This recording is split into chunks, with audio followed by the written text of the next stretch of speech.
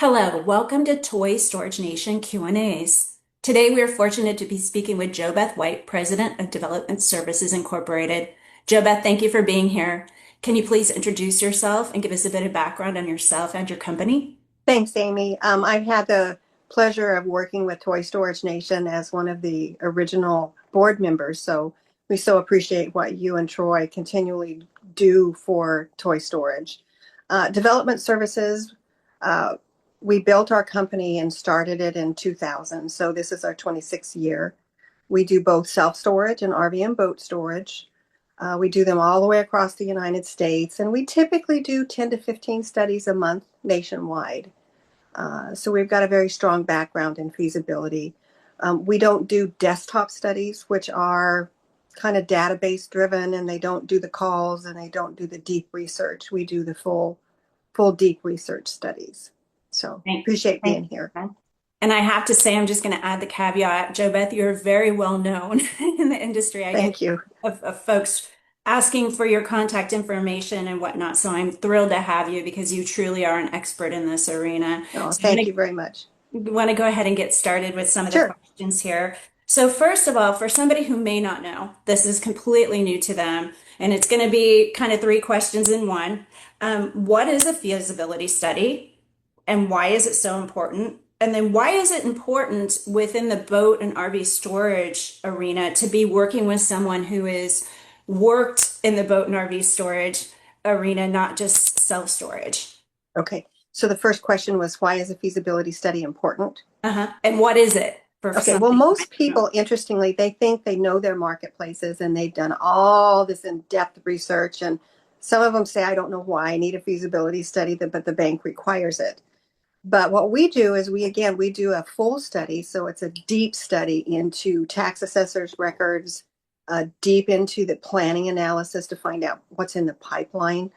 So our analysis, the reason you do a feasibility study is to find out if your project is viable, both on an economic basis and a market basis. You can actually be viable on an economic basis and be not viable on a market basis. Your market is overbuilt or there's too many new projects in planning.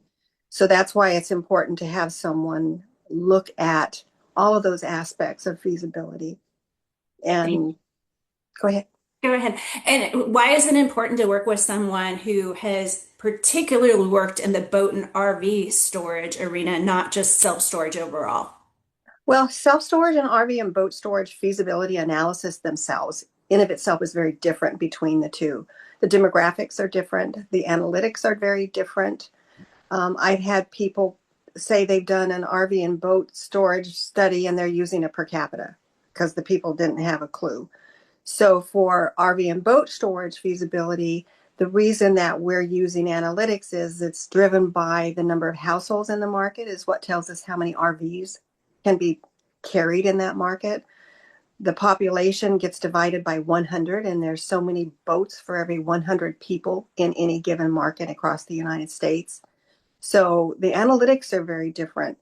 The second thing that's different in of its face between RV and boat and self-storage, in self-storage, let's say you had an economic downturn and you had to get rid of the stuff you have in storage. You can have a garage sale, give the stuff to your niece and nephew, and just get rid of it. So RV and boat storage is very different on its face because let's say you have an economic downturn and you have to sell your rig. Whoever buys your rig is probably going to have to store it. So the longevity of the product that's being stored is what makes RV and boat storage very, very different than self-storage. Thank you. And given that you are on the front lines, folks are contacting you when they're even just thinking about a project. Are you seeing any trends, over the last year or so, whether it be by region or folks looking to do kind of mixed use facilities? You seeing anything out there? Trending is actually an upwards trend in most marketplaces. I so far have not touched any marketplace that is overbuilt on its face. I've had marketplaces that didn't pass the test of economic, the rates were too low. But very rarely do I find one that has too many in planning that's going to make a market negative. So the trend is upwards for RV and boat. Self-storage is on a par or a little bit of a downwards trend, mainly because of marketplaces that are overbuilt. Got you. Thank you for that. And again, because you have that frontline view, it's really great to hear this. Um, you taught me, and maybe I think we probably covered some of this in the first question, but one of the first things coming in you taught me is it all comes back to looking at a project and the rental rates that project can get, right? And then you kind of Correct. work backwards. Can you tell me a little bit about that? Well, what's interesting is most people just look at, oh gosh, everybody in marketplace is full, so this is a great marketplace to build. So the rental rates for canopy, for instance, need to be in the 55 cent and higher range for a 12 by 40 to be viable. And to be viable is kind of a misnomer because viability of economics has twofold. Your property taxes have to be in line and not too much, and your insurance coverage has to not be too much. I've had clients in the Florida marketplace that their property casualty insurance is $130,000 a year.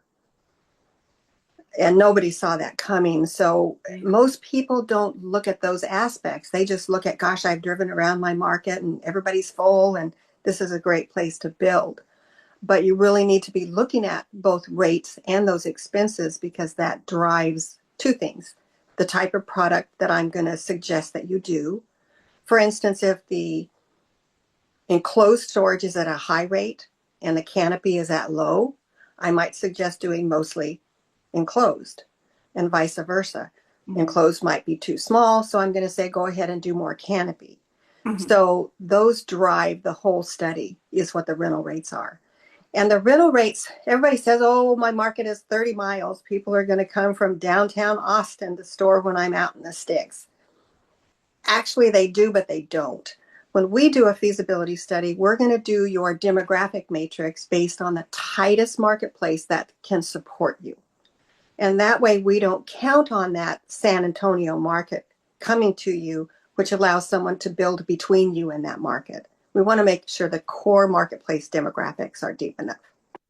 Makes a lot of sense. Um, Here's a question. Why is getting a no sometimes a very good thing? Oh, I just did a no yesterday for a project in South Dakota. Uh, the rental rates are very, very low. The rental rates for enclosed rival what I need for canopy. So his, on the face, it was a good market from a market standpoint, enough depth, but just not enough money on the table. Right. So a no answer, I just saved him about $8 million of construction Hmm. value. And now he and his partners are looking at something different. So a no may not be what you want to hear as a client, but my job is to tell you yes or no based on fact. Hmm. And my job is to make sure, as a third party consultant, I don't build them, I don't manage them. My whole job is to make sure you don't fall in a hole. A Right. lot of feasibility people manage and build. I don't know how they can do that and do feasibility because their upside is different than mine. So it's a conflict of interest, I think, for those. Right. Got you. Also, a no doesn't mean completely no to doing boat and RV storage. It's No, just it's just finding not the another right spot. project, or even are there times where it's adjusting the unit mix? Adjusting. I don't Mhm. do a no unless I've gone through every bell and whistle to try to make that project work. Got it. So you Lessen the amount also, of canopies, for instance, and yeah. increase the amount of open. Yep. Sometimes it's just not overcomable. So what you're doing isn't just looking at it going, hey, is this feasible? What you're thinking, but you also look at it and go, here's the unit mix that would make sense for this project Correct. to pan out. Okay, that's really great to know. What does somebody need in order to come to you and get a feasibility study started?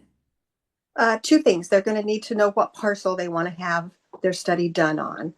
Mhm. Uh, they need to, of course, get me all their personal data and such. Usually, when they come to me, it's a phone call first. Mhm. And I've had times where I've told someone in a phone call, it's going to do you no good to have a feasibility study done because you're bringing me an acre and a half of of dirt that is zoned apartments, and you're never going to get it rezoned. So it's kind of a double-edged sword sometimes, but very, very valid because it all comes down to does it work or not. Right. And I would think it's important if people can come to you before they purchase land. I've had people come to me as they're looking at dirt, Yeah. and I've looked at 4 or 5 different pieces of dirt in a market for them and say, this one's a good one and this one's not so good.